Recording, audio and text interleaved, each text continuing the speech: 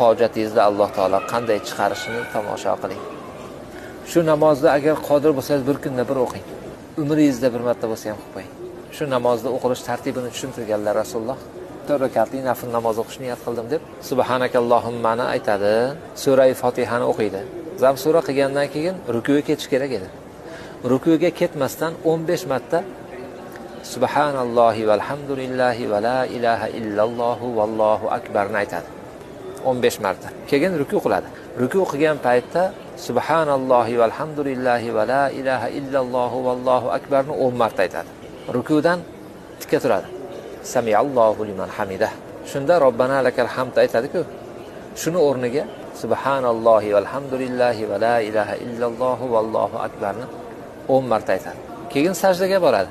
Sajdada subhana robbiyal a'lani o'rniga subhanallohi valhamdulillahi va la ilaha illalloh vallohu akbarni 10 marta aytadi. Sajdadan o'tiradi.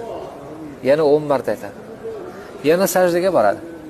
Yana 10 marta aytadi. Ikkinchi rakatga turmay o'tirib yana 10 marta aytadi. Shunda 75 marta bo'ladi. Mana shu tartibda 4 rakatda takrorlaydi. Bu namozni otini tasbihlar namozi